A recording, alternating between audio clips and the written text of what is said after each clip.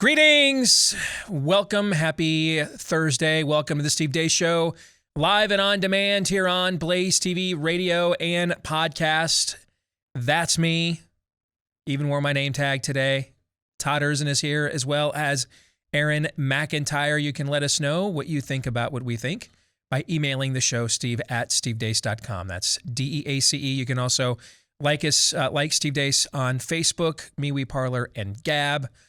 Follow at Steve Deace Show on Getter and Twitter. And the last name is DEACE. Go to rumble.com/Steve Deace Show. That's where you can get clips of the show that are both free to watch and free of censorship at rumble.com/Steve Deace Show. You know, with inflation surpassing highs we have not seen in 40 years, the value of the dollar decreasing as well with each passing day. You're paying more at the pump, the grocery store, for cars, for housing. This sounds like a good time, doesn't it? Face it, paper money is becoming worth less and less. Friends, the timing couldn't be any better to sign up with our new partners at BullionMax. They are a direct-to-consumer precious metals retailer who can help you diversify into gold and silver as a hedge against inflation. Also, security for your family in a time of crisis. That's why you're going to love BullionMax. They're owned by veterans in the precious metals space. Offer some of the lowest prices you're going to find anywhere. I want to help you guys to get started, so we've got a special offer just for you. Get BullionMax's Silver Starter Kit at employee pricing right now. If you go to Bullion, BUILLION, BullionMax.com/Steve. That's BullionMax.com/Steve. The kit includes 5 of the most desirable silver products out there to invest in right now, including the Silver American Eagle and a Silver Australian Kangaroo. This offer is limited to just 1 per household. So get yours now at BullionMax.com/Steve. Coming up on today's program at the bottom of the hour, independent journalist Ivory Hecker will join us. She recently took a trip to the southern border. Let's find out what she saw. She will tell us here coming up at the bottom of this hour. Next hour, we will continue our series on cutting yourself, otherwise known as the Theology Thursday. This was one of the best, worst ideas I've ever had, man. I have to tell you, I have the last couple times we've come in here now, I'm like, I think I got to cut this thing loose. I don't think we can finish this. I mean, this Scott Atlas book, man. Because for me, it's a second go around. I've already read it all the way through, and it's a brutal read.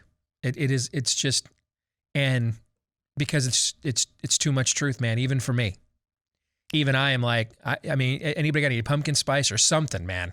While I'm going through this again, I brought the book with me yesterday to my youngest daughter's event that I had to take her to, and I cracked it open and I looked how long this chapter was. And the place I'm at is on a second floor, and it overlooks the. I looked over that edge, and you just thought, how far down is that? Yeah, I thought. Let's find out. Yeah. Yeah. So if we're there, imagine where the audience is, right? Mm-hmm. However, it is snowing outside today in Iowa on March the 24th. Therefore, the forecast for the top of next hour: pain. We will continue. All I see is black. That's as right. Eric Cartman once said. Yes. We will continue trudging through to the bitter end after the bitter beginning and the bitter middle. We will get to the bitter end of Scott Atlas's book as we continue our Theology Thursday series on his Plague Upon Our House, which is really a how-to manual on how not to confront and defeat the spirit of the age. Do none of these things. None of them. Okay. So we'll continue that for Theology Thursday, and then hopefully Aaron's got some form of... This week I actually did. I started working on this on Monday. Really? Yeah. I hope they're somewhat affirming They're and optimistic. bad. Oh, Yeah, great. they're That's bad. good. Okay. So remember yesterday, he actually spent time making up strings of made up numbers of letters. So, yes, that's true. That is true. And if you follow Aaron home, you'll see, he's got a desk, and if you open it up, there's a bunch of type or handwritten pages that they all say, all work and no play makes Aaron a dull boy. Yes, indeed. So what does Aaron do in his spare time, which you're about to see now? We begin, as always, with Aaron's rundown of what happened while we were away.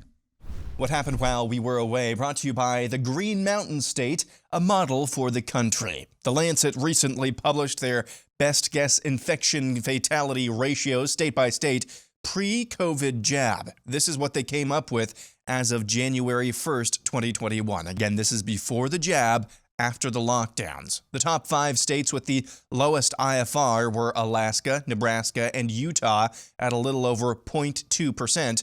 Wisconsin and Hawaii rounded up the top 5 at 0.25%. The 5 worst states were Massachusetts at 0.65%, Delaware at 0.66%, Virginia at a hair below 0.68%, West Virginia at 0.76%, and Vermont at 1.18%.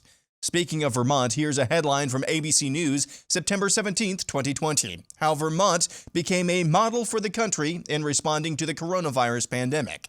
Here's what Anthony Fauci had to say about Vermont on September 15th, 2020. That's the reason why, as I was mentioning to Governor Scott a few minutes ago, that this should be the model for the country of how you've done it. Notwithstanding that you're a small state, but it should be the model of how you get to such a low test positivity that you can actually start opening up the economy in a safe and prudent way. Yes, Vermont, after its lockdowns and mandatory masking, had the worst infection fatality ratio in the country by far at 1.18% prior to the COVID jabs. The Lancet says the overall IFR for COVID as of January 1st, 2021 was 0.432%. Moving on, a new poll from Ann Seltzer, one of the best pollsters in the country, finds Joe Biden's approval rating underwater by 18 points nationwide, with just 34% approving of the job he's doing. Amongst Democrats, he's at a 70% approval rating. He's underwater by 23 with men, 12 with all women, underwater with those under the age of 35 by 14 points, those over 65 years of age by 13 points, barely above water with non-white voters, and has a plus 21 approval rating amongst suburban women. The confirmation hearings for SCOTUS nominee Ketanji Brown Jackson continued yesterday. Here's Senator John Kennedy. When does life begin, in your opinion? Senator, I don't know.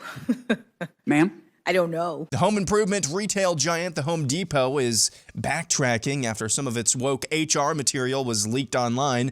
The one-page paper published by Libs of TikTok and others is titled Leading Practices, Unpacking Privilege, and it's all about shaming white privilege, class privilege, Christian privilege, cisgender privilege, hetero privilege, and other crap.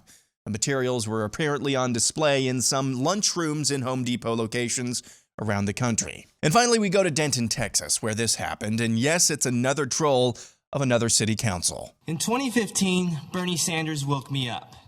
My openly gay 6-year-old transgender nephew wanted something different than most kids for his birthday.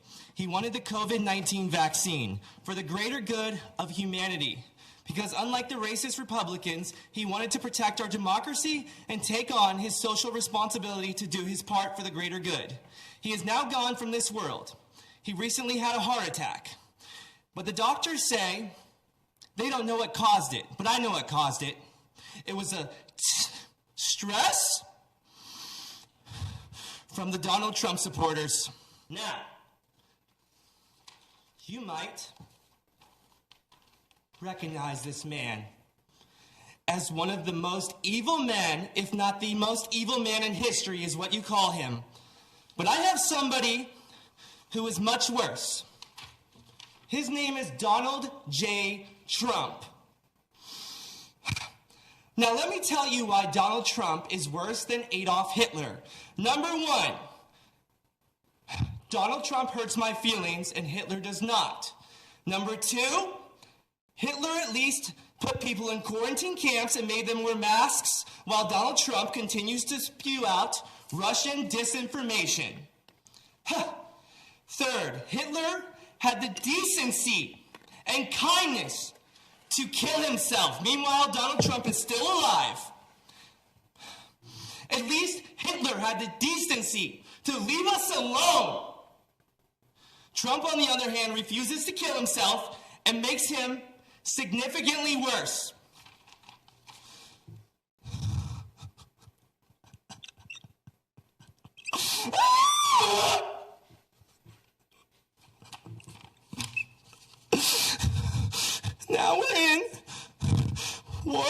Ukraine and Russia.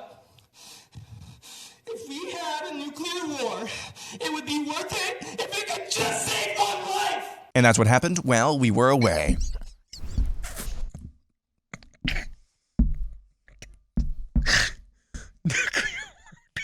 If we could just save one life. Oh gosh, who is that guy? I need to look up his name. That's phenomenal. Yeah. First of all, how did he do that with a straight face? Yeah. How did he not lose it one time? Okay, I mean, the crying, everything. Man, I just went through a casting process for a movie. That's about the best demo I saw right there. Okay, I mean, that was incredible. And that's kind of what Alex Stein is the guy's name in Texas that has done that a couple times to his city council now. You know what? I officially endorsed. As many opportunities as you can to go right to the belly of the metrosexual beast right there, all right, with those demonic minions with T levels at about 4, okay, and just laugh and mock them right to their faces. We endorse on this show. In fact, I don't even have to ask for a vote. All right, absolutely, that level of mockery and scorn, we strongly endorse to that being perpetuated, particularly by the men. In fact, here's what we're going to do. We're only going to endorse it from the men. Not that we don't appreciate mockery and scorn from women. We've seen enough the last couple of years, have we not, of women stepping up and having their voices heard? Have we not? I think the women have more than answered the call where that's concerned. Sure. Time now for the men. Okay. Plus, I want to see who's got some real talent out there. So there's that too. Okay. Aaron's montage brought to you if we can have a nuclear war. If it would just save one life. My gay 6-year-old transgendered son died of a heart attack after getting the jab. The doctors don't know what happened. I've got another hour and 48 minutes to do, man. I can't, I don't know if I can move on. All right. That's just freaking classic. Where to go?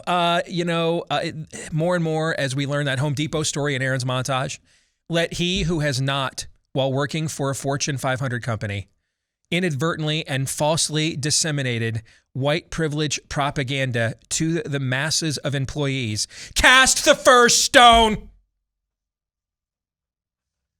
Who hasn't done that, Todd? Who hasn't? Sometimes you photocopy your ass, right?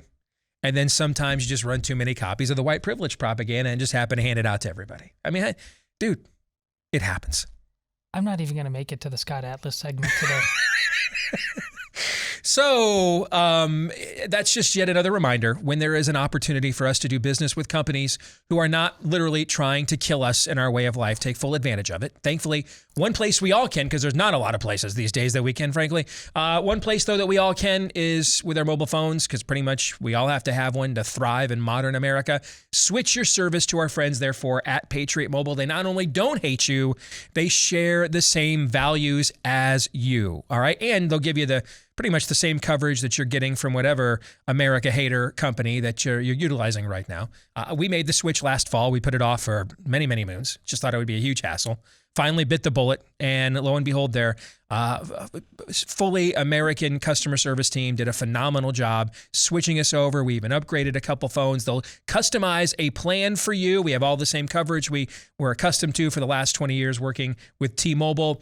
And if you're a veteran or first responder, let them know they've got extra savings for you as a way of saying thank you for your service. For everybody else, they've got deals going all the time right now. If you use my name, Steve, as your promo code, you'll get a free activation when you make the switch at patriotmobile.com/Steve. Promo code Steve, patriotmobile.com/Steve, or give them a call at 972-PATRIOT. We have less than an hour right now in a snap poll that I'm doing on my Twitter page right this moment. And we're going to do the overtime on this topic right after the show today. We will tape it at blazetv.com/Deace. If you want to vote in this Twitter poll, you can right now at Steve Deace Show is where you can go on Twitter to vote. The question we're asking, snap poll, who do you think your neighbor would prefer to see the Republican nominee for president in 2024? And we have 4 choices up there: Ted Cruz, Ron DeSantis, Nikki Haley, Donald Trump. We put him up there in alphabetical order. We will discuss why I framed the question that way, why we added a couple more names, and then what the vote in the Twitter poll happens to be. We'll get into that today. In the overtime, again, we'll tape that right after today's live program at blazetv.com/Deace. That's also where you can go to become a Blaze TV subscriber right now at blazetv.com/Deace. And you can still vote in this poll for about the next 44 minutes at Steve Deace Show on Twitter. To the montage we go, and I can't think of anything more on brand after the last couple of years than probably the best public pollster in America, according to the data I keep, Ann Seltzer from Bloomberg, showing that Joe Biden is way underwater, like drowning, okay? Drowning. +1 with non-whites is underwater. Yes, that is underwater for a Democrat. Absolutely. That's a drowning number. You bet it is. Okay. He's drowning with every key swing demographic in this country except, wait for it, mask for it, comply for it, Beth Moore for it. Oh, yes. Jab for it, transgender for it. Yes, the suburban women. Yes, make sure you go up today, shake the hand of a suburban white woman, thank them for the credit that they deserve. Give credit where it is due. Give the props where it is due. For the carnage that has been unleashed by the Biden presidency.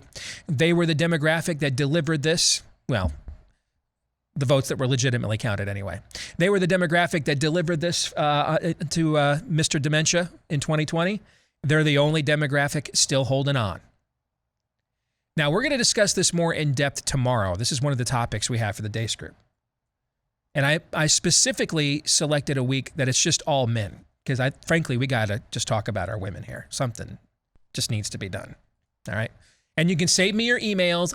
I'm a suburban woman and I don't believe in this. Then you shouldn't be offended, right? Like if you found out a bunch of guys named Steve were horrible, terrible people, but none of them were me, Steve, would I feel offended that a bunch of other Steves are terrible? No. I would not care because it's not me, Steve, all right?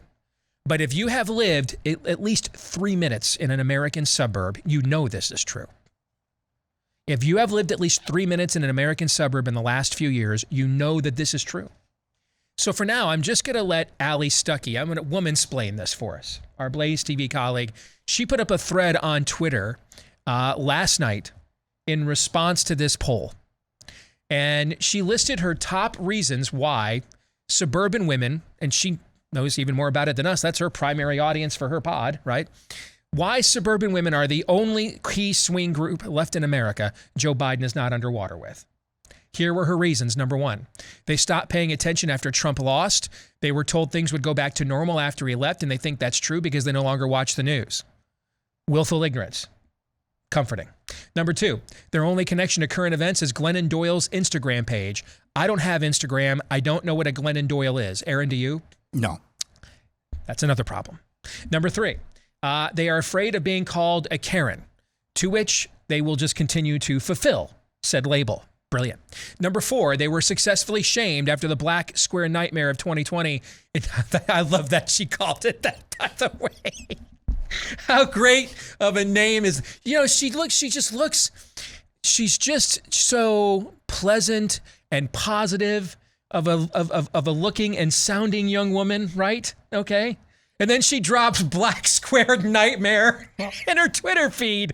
That's freaking great. I even forgot about Allie. I mean, ever since she's become a mom, there has been more of a bit of a serrated edge. But you remember that faux, like Steven Crowder-esque thing she did when she interviewed Ocasio-Cortez? I mean, that was outstanding work. Yes. They were successfully shamed after the black square nightmare of 2020 into believing voting Dem is anti-racist. Number five, Joe Biden reminds them of their aging father-in-law who has a special place in their heart. I can't think of a better reason to vote for somebody than that. Number 6, inflation hasn't seriously impacted their lifestyle yet at all. Number 7, all their favorite pastors, podcasters, etc. have convinced them that being actually pro-life has nothing to do with abortion and everything to do with allowing illegal immigration and supporting chemical castration for children. Which of those reasons do you find the most comforting? I'll answer. None. So we will move on and discuss it more tomorrow because I want to highlight this.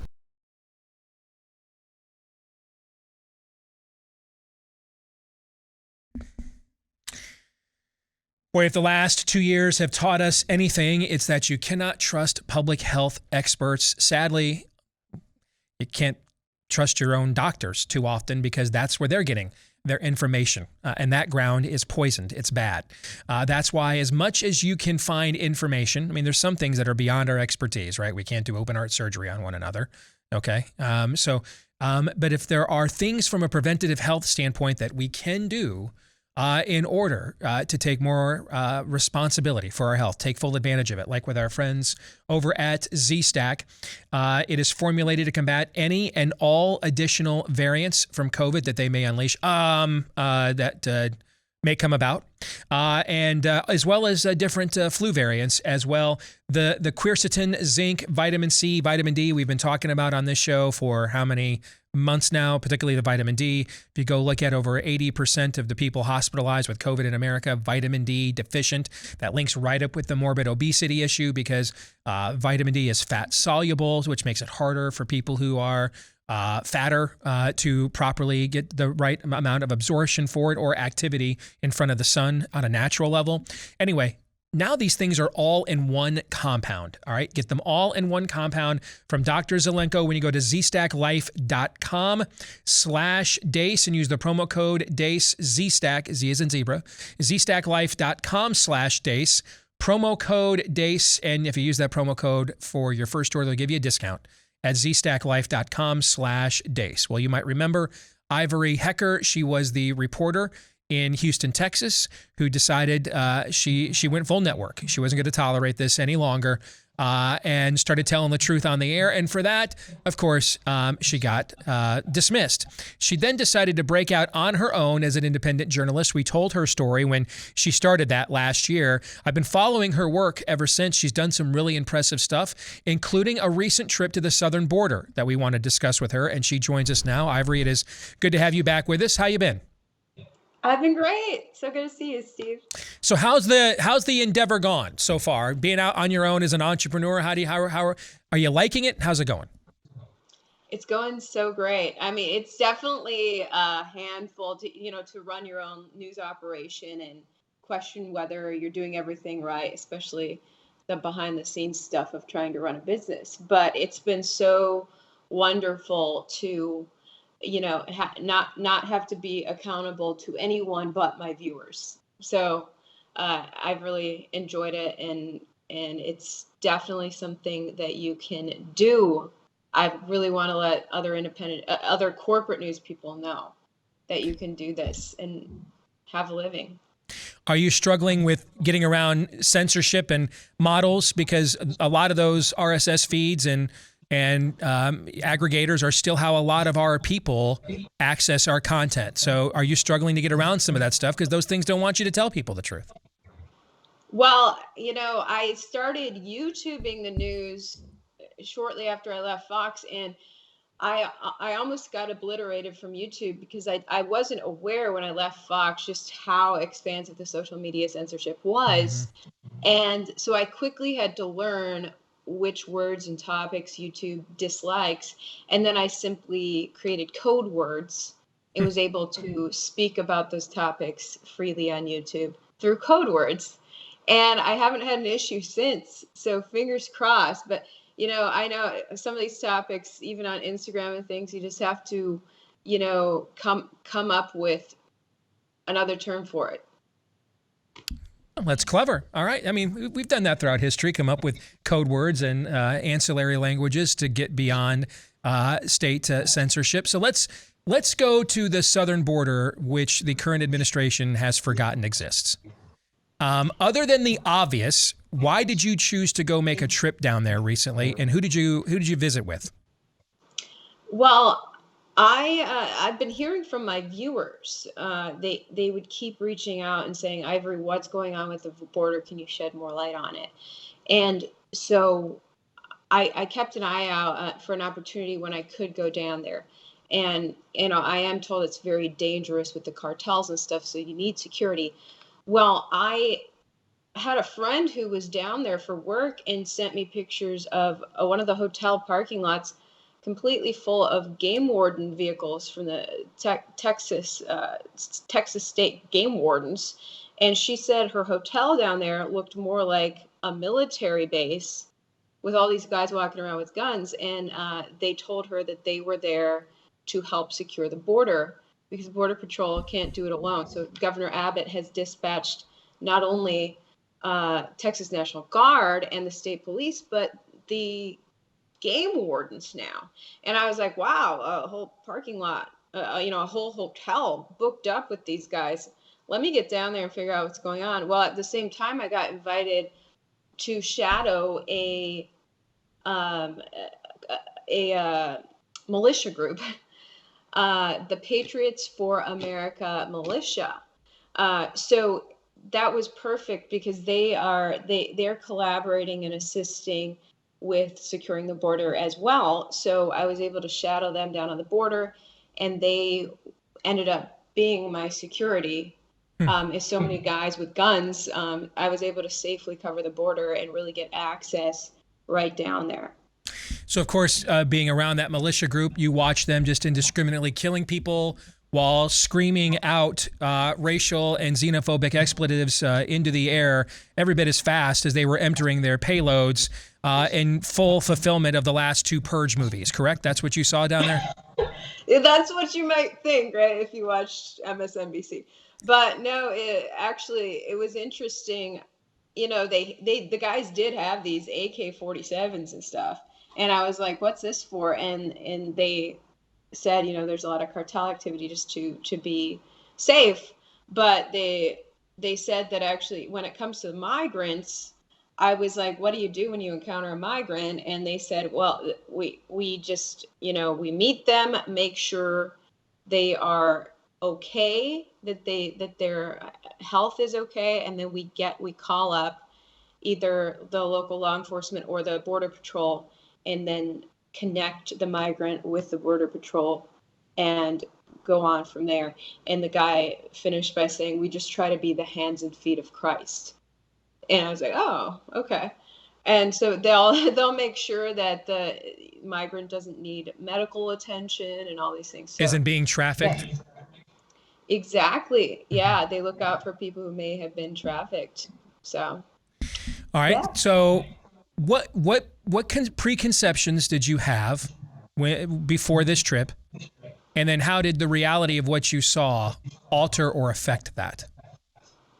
Well, I had already been down at the border previously in October of last year, covering what I could find out at that time. And at that time, I was witnessing these big school buses painted white that were picking up migrants on the border and driving them to Catholic Charities. And then I was seeing migrants leave Catholic Charities with manila envelopes, jumping in a taxi. And I looked at the manila envelope of one of them. I stopped the migrant before he jumped in the taxi and said, what's this? Well, it had his flight route, his itinerary for his flight into the interior of the United States. I think he was going to Maryland, I think. And so I was just like, oh, that's interesting. And then it had a note that Catholic Charities had written for him saying that he doesn't speak English, if anyone in the airport can help direct him.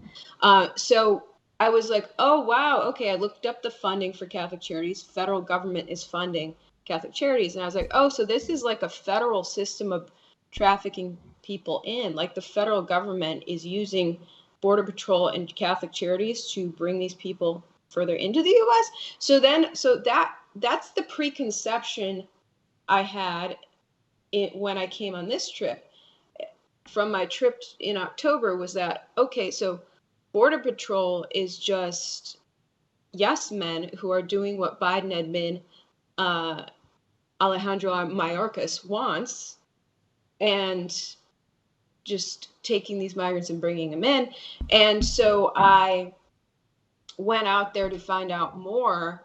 And I mean, when we rolled up we went to Maverick County, which is a more western part of Texas, and we rolled up at a boat ramp in Eagle Pass on the Rio Grande River, where you can see Mexico on the other side.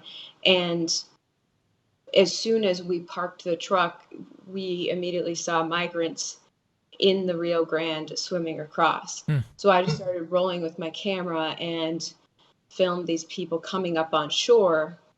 And they said that they were from Cuba, and that they had spent a month traveling from Cuba to Mexico, where you can walk into the U.S. So, sure enough, the militia asked if the guys were okay, and it must have been the militia who called up Border Patrol and said, "Hey, there's some migrants here." A few minutes later, Border Patrol comes up, and this man was very laid back Border Patrol officer who immediately began handing out plastic bags for the migrants to keep their wet clothes in. And the migrants handed over their ID to him, and he brought them into his van and took them off to the station. And I tried to ask what happens next. How do you decide whether these migrants crossed legally, which they didn't, and whether they go back or whether they stay. And Border Patrol won't answer the question on how exactly it's determined that they get that flight ticket further into the U.S. and how it's determined that they go back. But militia told me, since these people were from Cuba, given the oppressive regime over there, it's almost certain that those migrants would end up remaining in the U.S. Now, there was an overpass, a highway overpass, within a couple 100 yards from us, which was the official route into the U.S., where you would actually go through customs and do it legally. So it was clear that these migrants were swimming across the river quite intentionally to break immigration law, because there's a highway right there where you're supposed to be going through. And so within minutes, there was another group ready to cross the river, and we just kept seeing these groups cross the river. That's just one little spot at the boat ramp, but there's all these little groups of people all along the river. It was just a few 100 yards down that while we were watching one group, we heard shouting in the distance. It was another group swimming across in that location, and Texas National Guard was chasing after these people, because a couple of them went off sprinting and climbed a fence and escaped into Texas ranch land while we were there. So it was just a nonstop thing, and the militia told me this is how it is every single night. Wow. And in the daytime as well, of this constant stream of small groups of people coming across. I've got about 2 minutes, Ivory. What are the biggest takeaways that our audience around the country needs to know from what you saw and experienced firsthand down there? Well, the biggest takeaway still seems to be that the Border Patrol is yes men that are taking the orders of Biden's Alejandro Mayorkas of trafficking a lot of these people in who cross illegally. And the more that the people cross illegally and get coddled and handed a plane ticket, the more it encourages more people to come across illegally. The word gets out to people in more of these locations in Central and South America, and that's why we've seen such a huge growth of migration across the border illegally. More than 2 million illegal border encounters recorded by Border Patrol just in the past year, which is a dramatic climb. And that's only going to increase the more we see Border Patrol helping these people across, which ends up putting a lot of lives at risk. While I was there, 2 4-year-olds drowned, according to Border Patrol, when they got swept away in the rip current in the Rio Grande. And so I understand that a lot of these people are just trying to find a better life, but they get put at great risk. Not only can they drown, but other people do end up getting trafficked into sex slavery, according to Texas DPS. They told me a lot of these young women get promised a new life in America, and then when they get to the border, cartel tells them that the woman didn't pay them enough, and she's going to have to pay off her debt through endless sex. And so these people get put in really dangerous situations. And I think that our government is only encouraging people to be in those dangerous situations the more that we see Border Patrol helping these people. And I don't think Border Patrol wants to, but at the end of the day, they have to take orders. Ivory, how can people follow your work on this and other subjects that you're working on right now? All my videos covering the border are on my YouTube. Search Ivory Hecker on YouTube. And then everything that is just too real for YouTube is on my uncensored website, which is ivoryhecker.com. You're doing great work. I've been monitoring it since you went on your own. Keep it up, all right? Take care. Good to see you, Steve. Thanks. You bet. Take care. So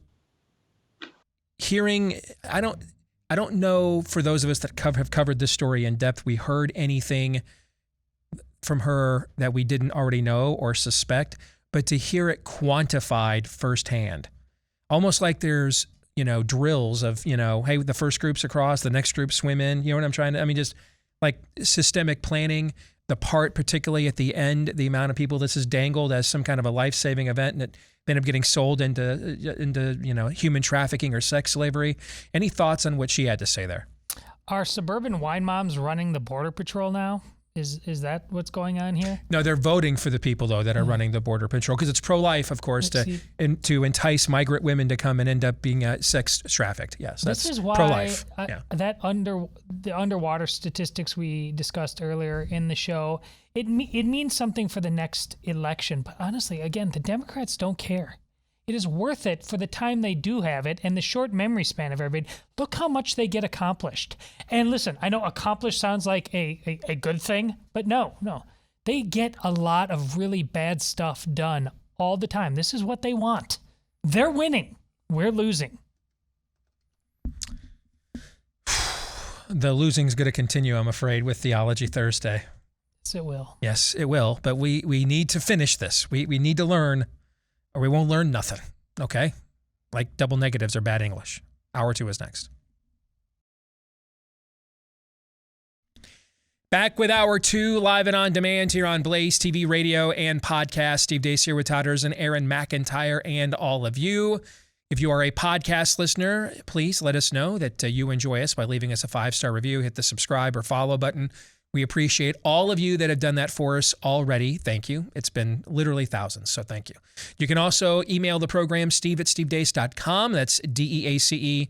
Like us on Facebook with Steve Deace for now, as well as on MeWe, Parler, and Gab. Follow me on Twitter and Getter for now, on Twitter, @Steve Deace Show, and get clips of the show free to watch and free of censorship over at rumble.com/Steve Deace Show. Again, that's rumble.com/Steve Deace Show. Here in the month of March, Theology Thursday is brought to you by the Inspire 22 conference that you can watch for free online. That includes yours truly. You can go watch it and register right now for free at inspireforhealth.com. Register now. You can watch it for free coming up here April 2nd and 3rd at inspireforhealth.com. A biblical approach and worldview application to our physical health. What does it mean from a preventative health and maintenance standpoint? What's it mean to treat your body like the temple that God gave you? We get into those topics.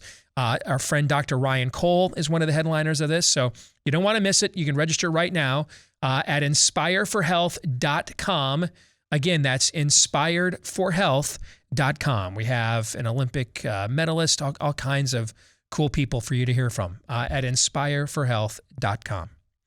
Well, let's get to that Theology Thursday. We told you at the start of this year, we're going to do 3 book studies for Theology Thursday this year, and then we'll see, how much time is left in the year and what we do after that. But the purpose of the 3 books we chose was to purposefully observe and then understand what the spirit of the age is, not just theoretically, not to intellectually know it, but to see how it handles its business, how it does stuff. So this is sort of, the Theology Thursday this year is more of a reconnaissance, if you will, than a catechism. We've done catechism for Theology Thursday for about, the last 4 or 5 years? It was probably time for a little recon now. Enough. We've done the boot camp. We've done some prep. Now it's time to get out there and confront the enemy, right? But we got to know how the enemy, who the enemy is and how it operates, so we don't go out there, and face plant. And so that's what we're doing this year. We're doing some recon. And we're starting it with Scott Atlas's book, A Plague Upon Our House, My Fight at the Trump White House to Stop COVID from Destroying America. And this is his in-depth, pulls absolutely no punches. In fact, let me put it this way. I don't know that I've ever said this in my career. Scott, if you're listening, I wish you would have pulled a few punches. You have done it. We wondered how much truth could you get to where even I was like, lie to me some, or even if it's omission, just I'd prefer pretending I didn't know the answer to this, right? Nope. Scott's got a few things to get off his chest, and he more than does so in this book. So we've been looking at it as we started, the point of this, as I just said, was to observe the spirit of the age. We got about a third into the book and realized, this is even more. This is a how-to manual. We're simultaneously learning what not to do if we decide to go out there and confront the spirit of the age. We're learning from the Trump White House and the coronavirus task force, don't do any of these things. Do the exact opposite of all these things. Doesn't mean the opposite will work. We just know doing the same won't, okay? So start with that. Process of elimination, don't do what they did. We're on Chapter 8, Early Conflicts with the Task Force. So who wants to begin with what was the big takeaway you had, and then we will apply a little Theology Thursday to it? Well, I think at this point, we're pretty used to Dr. Birx's outbursts. This has happened now, I think, a couple of times. It happened again in this chapter. What has stood out to me again the most, and I think there is one chapter named The Mad Hatter's Tea Party. This entire book could have been named The Mad Hatter's Tea Party. That's the vibe that I get every single chapter. There's no reason or rhyme. It's all nonsense for the most part, except for one or two lone voices. This is odd. Kind of talking reason. This is odd. The thing that stood out to me the most is the abject cowardice. People stopping Scott Atlas after he confronts, or just share. It's not even a confrontation. It doesn't even have to be a confrontation. He just shares a disagreement, which is hard enough to do anyway. He shares a disagreement or two or three in a coronavirus task force meeting, and he's getting stopped for the rest of the day. Hey, thanks for doing that. Kind of suspected that about fill in the blank, Dr. Birx. Thanks for doing that, Scott. The abject cowardice. Any of these people. Don't use my name, Steve. Any of these, exactly. Any of these people could have spoken up. Any of them could. What got me the most, though, wasn't Dr. Birx's outburst. That's normal now. It's Mark Meadows. Yeah, he doesn't come off good in this book. Mark Meadows. Don't rock the boat, Scott.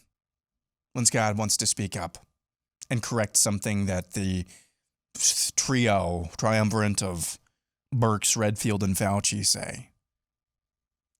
Don't rock the boat. Don't rock the boat. No.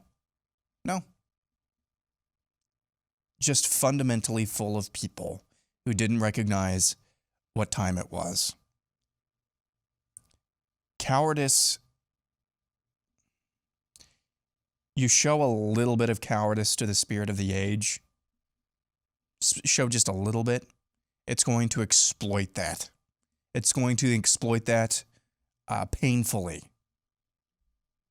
And then all of a sudden you're in over your head, and the amount of wherewithal, the amount of fortitude that's required after you show a little bit of cowardice, then what is required after that is exponentially more than if you would have just confronted it head on. And God bless Dr. Atlas for doing that multiple times. But my goodness, didn't know what time it was. And I'm not even sure if they did. A lot of the people there in the White House, I'm not even sure if they would have had the stones to do anything about it. Now, here's the thing. In this case, this is not a theoretical discussion about cowardice and just playing by the usual paint by numbers. They did know what time it was.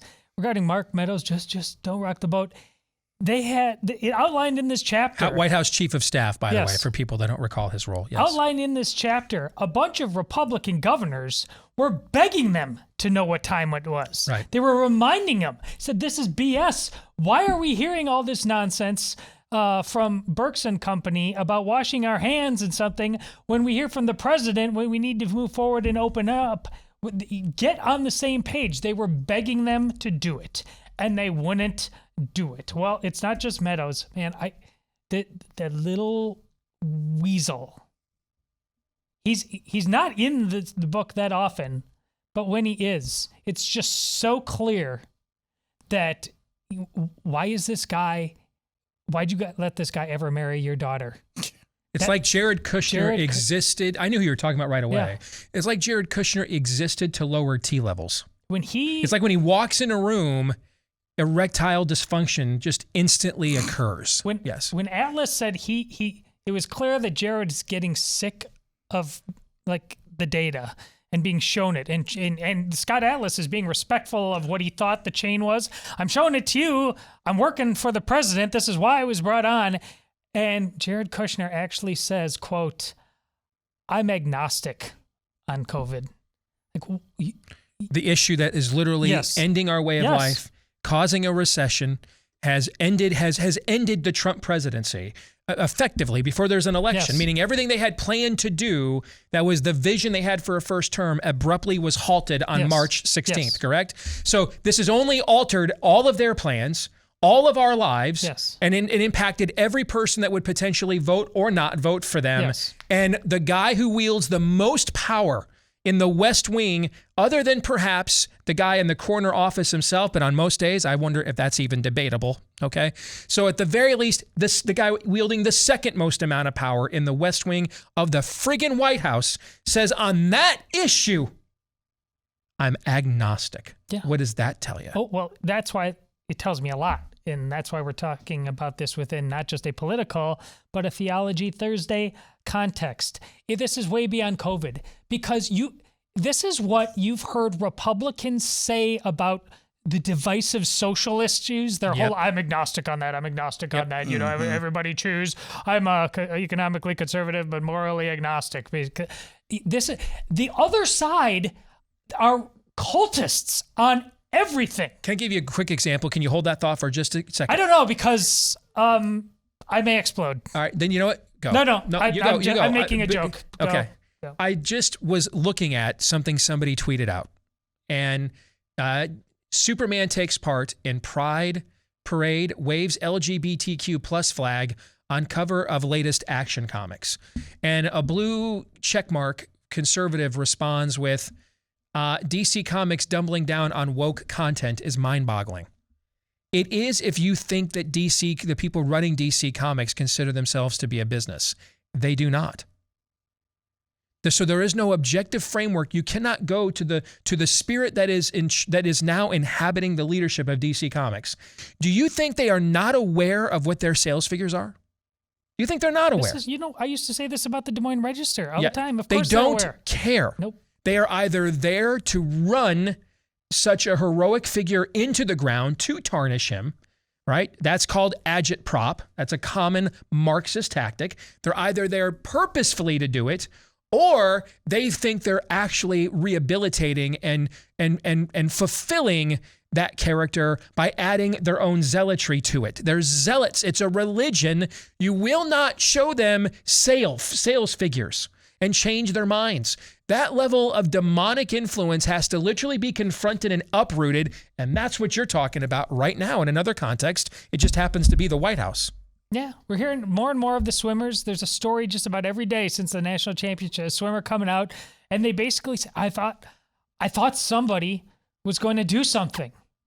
And listen, there's no waiting anymore. You don't get to be agnostic about your place in the world. This is Gandalf's lecture to Frodo. We don't get to choose the time we live in. We just get to do what we do with the time that we have. And right now, we have got to acknowledge we are in nothing short of a civil war. They are cultists. We are suburban wine moms. And if we continue to be that, we deserve to lose. And there's no way that ends up with you still getting to have your nice house in your cul-de-sac and your nice job. If you're the white male, you're going to lose all of it. We are in the upside down now. Figure it out for the love of God. So let's talk about a lack of courage. There are two sources for a lack of courage in the kind of environment we are describing. One is just fear. That you as an individual either lack boldness intrinsically, fundamentally as a person, or you've done the math, or you think you've done the math, and since you don't think there's a high likelihood of any success, you've kind of gone, you know, particularly for men, we tend to live in fight or flight mode, right? So you've done the math, and you think that there's no reasonable opportunities for success. So what is the point? And you just, you know, like they told Leah Thomas to do, tuck your penis in, right? That's the most common variation. But there's another kind. And I think this other kind of cowardice or other kind of source for cowardice and a lack of courage we need to address right now. Because you can also be very bold and courageous, but dumb. You don't have a plan. You don't truly understand what you're up against. And you just you're just randomized reacting. But you're doing so against an enemy that has a very well thought out plan, right? So every now and then you might get over on that enemy, but sooner or later, his plan will defeat your instincts, just acting on instincts. This is where worldview comes in. And worldview is what gives us the discernment to know what time it is, to be sons of Issachar, to know the signs of the times and what to do about them. And what's lacking in this White House, I remember when Mark Meadows got that job, I was really excited. I hadn't talked to him in a few years, but I've known Mark for a long time, long before you guys came to work here, in fact, when he was running for office in North Carolina, trying to get on any shows he could to raise his name ID. We had him on a ton. Sent him a personal note when he got that job of chief of staff, because I thought, finally, one of our guys in there to be a buffer against the Jared Kushner technocratic influence. And instead, dude went from House Freedom Caucus to basically just Jared Kushner's errand boy. Bad company corrupts good character. Beware the yeast of the Pharisees. I mean, how many more biblical lines could we quote here that this, what we're talking about right now, applies to? We can't rise above our own worldview.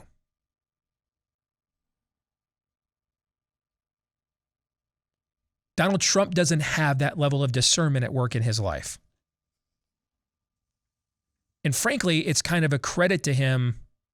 Yeah, he's face planted a few times in life, but it's kind of a credit to him that he's been as successful and penetrated the political bubble as much and as successful that he did with really just his own instincts, right? And that's pretty impressive, actually. I mean, that's a rare set of instincts, which is why he took the $1 million that his daddy gave him when he graduated from Wharton School of Business and turned it into billions.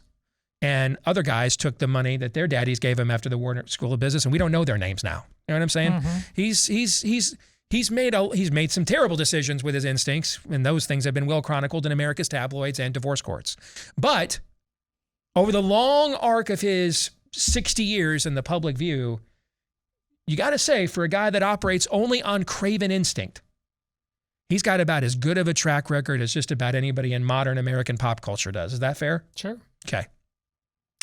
But then, to your point, Todd, what happens when the entity that cannot be bargained with shows up? What happens when the entity that cannot be out-clevered, that one of the reasons Trump was so good against the media is he would shamelessly get to the bottom of the media. Like, whatever they thought the bottom was, he would go lower. He beat them at their own game, right? But what happens when not the bottom Lindsey Graham's trying to get to, but the real bottom? What happens when the real bottom shows up? One of the most interesting movies I saw last fall, and I think I talked about it at the time. I wish I could remember the name. I'll look it up during the break so I can remind me to look it up during the break so I can recommend it. It's a very well done independent horror film. And the plot of the movie is there's a good looking young guy that wanted to be a priest. And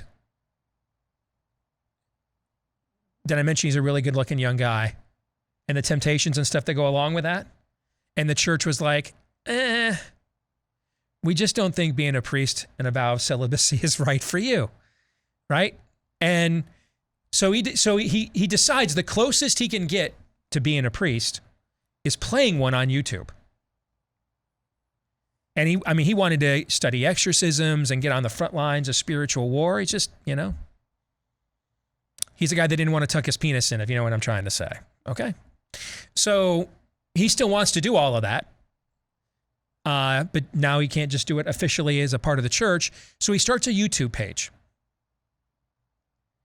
And he starts, looking at what he studied as a layman and what he's seen in movies, and starts conducting exorcisms as like a 30-minute show on YouTube weekly or monthly or whatever. And the thing picks up a huge audience. Now, these things are all staged. That, he on some level is acting on a righteous impulse. He sincerely had a desire to confront evil. But it was determined based on his craven instincts. He lacked the full qualification of what it was going to take to stand in that kind of gap. So now he's just going to act on his own instincts. You following me here? Yes. And his instincts are, let's entrepreneur this son of a gun. There's a market for this. Not to mention, I know the language. I studied it. And I've seen so throw in what's in the movies, the theatrical flourish. We've got a budget. Not to mention my own knowledge of church teaching on this. And now this is really compelling stuff, man. This is a lot better than the ghost chaser shows that are all in the green light that never find any ghosts, okay? That are on 1 million channels these days. I mean, this looks like the real stuff. And people are flocking to this. And it's drawn such a huge audience. And it's become so successful. Now he's not living righteously himself, but what he's communicating on this channel is a form of righteousness. And it's drawing this huge audience. So one day, they come in to tape an episode that they think is just like any other episode.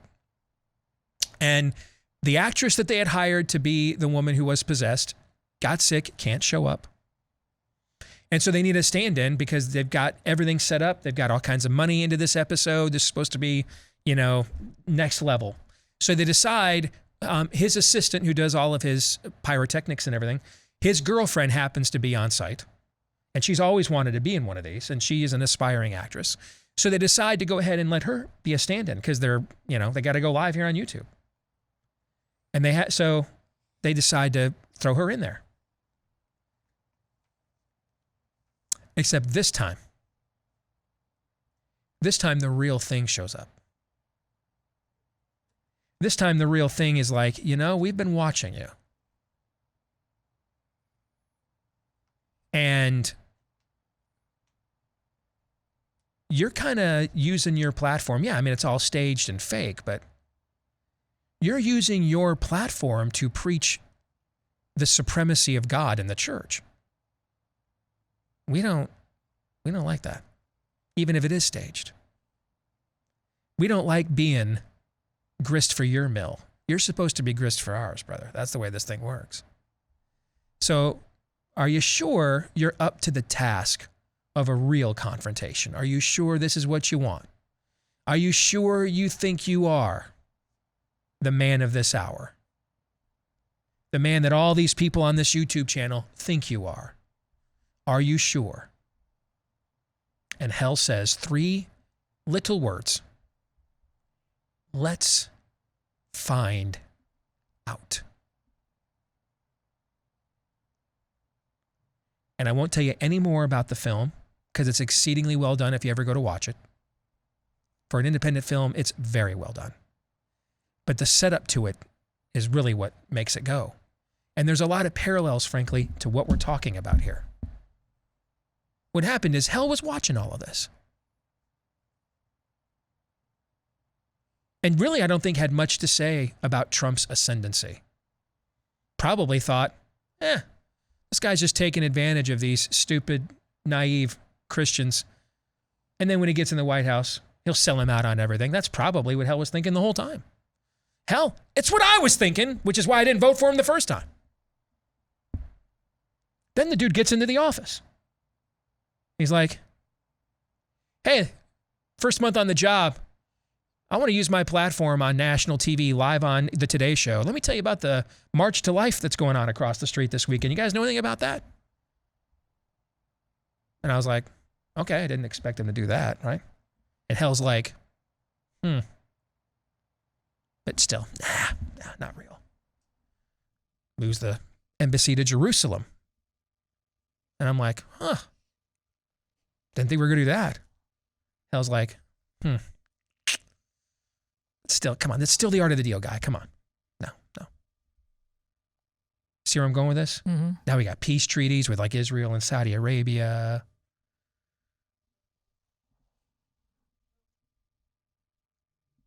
And I think what happened here is on March 16th, or thereabouts, hell finally decided, you know what?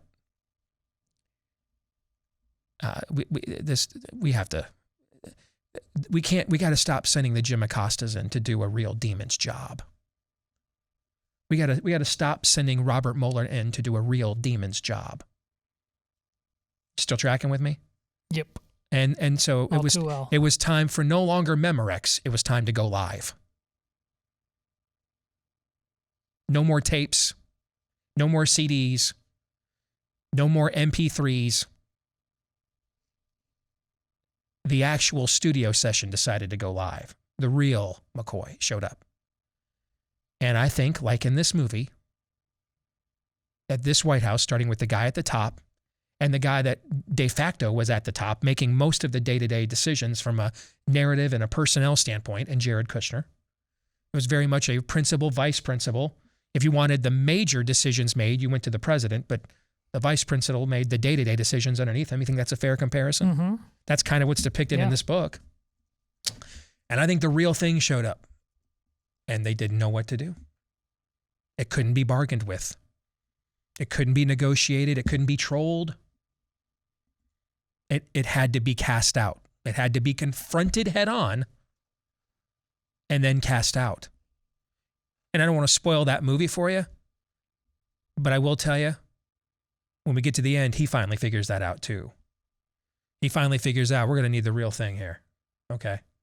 This is beyond my capabilities. And now I understand why the church thought I wasn't maybe morally qualified. We got to get the real thing has got to be in here, or this is going to go literally to hell. And they brought the real thing in this guy. They brought him in. That's what makes it even worse, by the way. That's what makes it even worse. They brought Simone Gold in. She sat down across the table from the Vice President of the United States. They put Scott Atlas on the task force. They brought the real thing in. But in the end, the worldview just lacked the courage at the first sign of real pushback for the real thing. They stepped back. They stepped down. And that's why you never got your Elijah at Mount Carmel moment. Imagine how different the story would have been at the first time the prophets of Baal begin doing their rituals. And Elijah's like, well, what if this works? What if I'm proven wrong? And he backed out. Here's what would have happened. You wouldn't know who Elijah is. Would have been a different prophet. But that's essentially what happened here. We could have had a Mount Carmel moment. But they punted. Over and over again, chapter after chapter. Final thoughts. I'm going to make it a little even tougher to swallow in that all that happened while it was being overseen by the Vice President of the United States, Mike Pence, and he, in his mind, and Atlas just flat out mocks him for it, kept saying, I brought you in here because iron sharpens iron. He literally he's just a Bible quote machine, man. Yeah. That guy, he's, again, I said this a month ago, 2 months ago, there's way too many so-called Christians like Mike Pence. And again, because there are, we get what we deserve. Take care of business. Take care of business in your own circle, in your own community, in your own family, in your own church. And someday, and if enough of us do this, someday soon, we won't be pining for times when people we send to Washington take care of business there. 3 non-political questions are next. All right. I've got...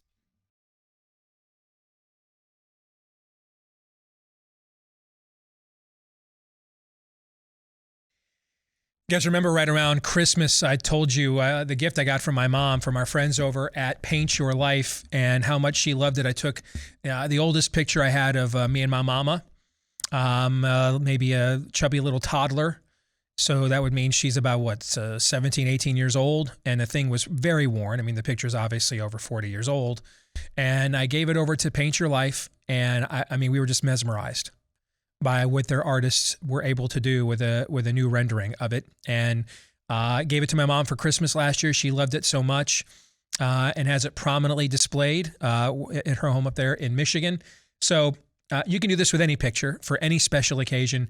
They do phenomenal work. It's not just good for Christmas, but weddings, anniversaries. If you got a signature anniversary coming up, a 10th, a 15th, a 25th, a 50th, and there's a memory you want to capture, or any occasion, they do. It's incredible work. And if you want to take advantage of it right now, at paintyourlife.com, go there right now and see their samples at paintyourlife.com. And then once you've seen their samples, if you're like, okay, I'm in. All right. Now I'm going to tell you too, this ain't going to cost you like $40 or $50. It's not inexpensive. Right. So I would urge you to go look, this kind of craftsmanship, you're going to get what you pay for, but see it for yourself when you go to paintyourlife.com. And then if you're in, all right, if you want 20% off and free shipping, text the word Steve, my first name, to 64000. 64000. Text the word Steve to 64000 and you'll get 20% off and free shipping. That shipping comes in handy. I mean, these are full-size portraits. All right. So celebrate the moments that matter most. Message and data rates may apply. Terms apply. Available at paintyourlife.com/terms. Again, to take advantage of that special offer, go to text Steve to 64000. Text the word Steve to 64000. All right, time for 3 non-political questions. We all have questions. Who am I? Why am I here? Where am I going? Who am I? A search and a question of identity. Why am I here? A question of meaning and purpose. Where am I going? Question of destiny. Some better than others. What sort of morality or proto-morality would you expect to find in a chimpanzee troop? Injecting some levity into the demise of Western civilization. It's 3 Questions on the Steve Deace Show. Yes, 3 non-political questions. Can I give my movie title since the audience heard me say I got to give the movie title? Go I'm ahead. sorry, guys. I didn't know my mic What's was the hot. title of that movie? It's called The Cleansing Hour. The Cleansing Hour. It is not for the faint of heart, but it is very, very well done. It's called The Cleansing Hour. All right, go ahead, Aaron. I'm sorry. No, you're good. Let me figure out where I kept these. Oh, yes. It's been so long since I've actually looked at these questions. I'm seeing them for the first time again right now because I came up with them earlier this week. Earlier this month. When you do prep, you don't know what to do, right? I know. Yeah, when something is pre-prepped by you, you're like totally thrown off. This is like Earth 2 right here, Yeah. where Aaron actually prepares for the day ahead. Earlier this month, the ball from the last touchdown thrown by Tom Brady was auctioned off for over $500,000. And then he came out of retirement a few days later. That's a bad beat, man. That's a bad beat. Yeah, that's an understatement. So this is a 2-pronged question. What's the biggest waste of money you've ever spent?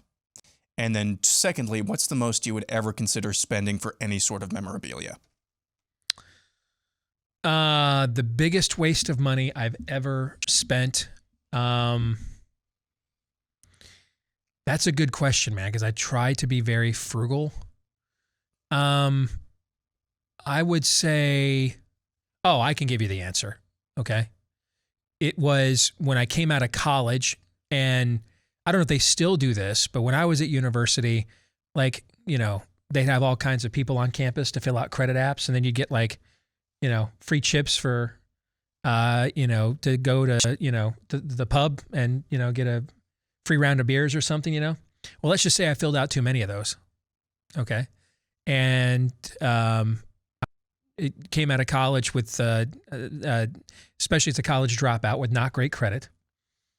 And I saw ads for, I can't believe I'm going to admit this. I've never admitted it before. I saw an ad for a place called Rent-A-Center.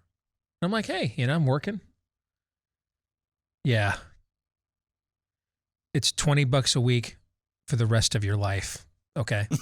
For the rest of your life. It took me 3 years to finally pay the stereo off that I got. I probably paid for, I mean, that might have been like a 7,000% markup by the time we did all the math on that. Okay. So, a lesson learned from many, many years ago, that would be the worst waste of money I've ever done. What would I pay for memorabilia? It would depend on what it is. And, I could see if it's something that has either great reinvestment opportunity or emotional memory for me. I can, I'm not rich, I'm not poor, but I'm not rich. Maybe a few $1,000s if it really, I thought, had huge reinvestment opportunities, or it was something beyond unique, like, the ball that Brian Griese took for the victory formation at the end of the 98 Rose Bowl, and that's Michigan's only national championship since 1948. Something like that, The Lions got to the Super Bowl finally, and there's a piece of memorabilia from that, okay? Yeah, or winning the NFC championship, even if they didn't win it, got beat, blasted by 50 points. It would have to be that kind of a unique event, and I could see paying a few $1,000s for something like that. The greatest waste of money I've ever spent was college. That's a great answer. Yeah. And it's not, and I'm not so, heck, I've got daughters who have dreams. They are going to college, not because I'm making them, but I was utterly unfocused and unserious and just kind of walking the earth, and not like Kane from Kung Fu, because at least that guy had a purpose. And so, there was just, I ended up graduating, but honestly, in many respects, I have versions of Steve's story of, that. Which is only testimony that you got a degree living that way, just how worthless the experience truly was. Yes. So, and it's still, in many places you go, I mean, just a tremendous opportunity to set the stage for the next level and learn lots of things, but that's not how I utilized it. And I don't care how much money I ever have. $500,000 for that damn football is just ridiculous. And actually, this guy deserves to have Tom Brady come out of retirement for it. But I think Steve's in the ballpark. If I had money, a couple thousand to throw around for something truly unique, I could see parting with that. Good answers. I'll start with the second question first. I think the most I would pay right now, and it would have to be something pretty specific, is maybe like $500. I like sports memorabilia. It's really cool. Can't wait to get my man cave set up and try to arrange some of this stuff in a coherent way. But I don't know, it's tough for me to justify dropping a grand or two on something. I mean, I guess unless it was like really, really specific or something like that. But I think right now, just in general, $500. I think the biggest thing that I've ever wasted money on, when I lived in Minnesota, they have cable primarily. That's the big thing up there, at least where I lived in the Twin Cities. I think it was Xfinity or something like that. And I decided that this was in the very nascent, I don't even know if YouTube TV existed back then, very nascent stages of streaming. And I decided that I needed cable TV. So I got a standard definition cable TV. I'm out on my own. I get to have ESPN. It is such a waste of money, especially compared to streaming services now.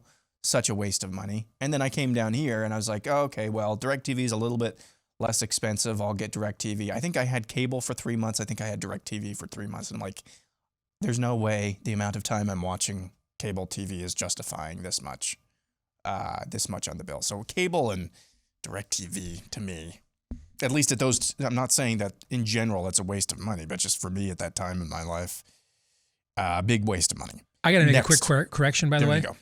Brian Greasy did not, before every other Michigan fan in this audience emails me, I just remembered, Brian Greasy did not take a knee. There was no victory formation in the 98 Rose Bowl. The clock ran out with Ryan Leaf and Washington State having the ball. So I knew I was going to get emails on that, so I thought I needed to correct it. All right, go ahead. All right, similar question. That was important. Yeah, it was. Very important clarification. What's one thing, so first world problems here. What's one thing you bought that you thought you could skimp on paying, premium for, that you quickly found out that you could not, in fact, skimp? A grill. That's a good answer. That's a good really answer. Good answer. Yeah. That's a really good answer. My hesitation is that there have just been so many things that I've just, so I'm trying to think of what was the last one. One of the biggest, non-moral, life lessons, just learning how to live. Most of the time, you get what you pay for. Yeah. That's one of the biggest lessons I've learned as an adult. I'll go with auto service. It's a good one too. That a lot of times when we go to buy a car, we try to get the best deal we can get, either if we're going to pay for it up front or finance it. But we forget that once we walk out of there, for the remainder life of that car, you're going to be in consistent contact with the service department. And if the service department's not any good and can't deliver, then whatever you think you saved on the deal coming out of the finance meeting, okay, or paying cash, can quickly go up in smoke real fast. And we've been fortunate over the years, because I'm not a car repair guy at all. And a buddy of mine named Larry, if he's listening, we have bought every car over the last 20 years. Every car we've bought was either at the car place, at the car dealership that Larry was the service manager at, or it was a brand of car that aligns with the dealership that Larry is at.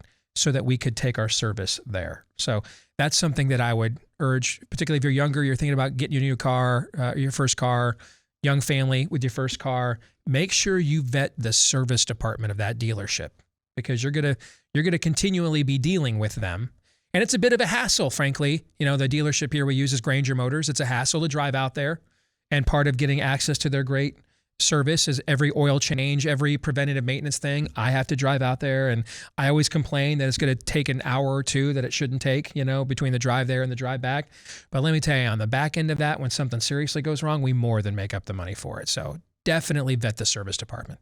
Before we get to question number 3, you know, when you got things going on like what's happening right now in Europe, those things are easy targets for scammers and identity thieves, which makes American homeowners easy targets, because a lot of our deeds for our homes are kept online. So if they can't steal your identity because you've got identity theft, or a lot of credit card companies these days do a very good job in keeping up with fraud potential and actual.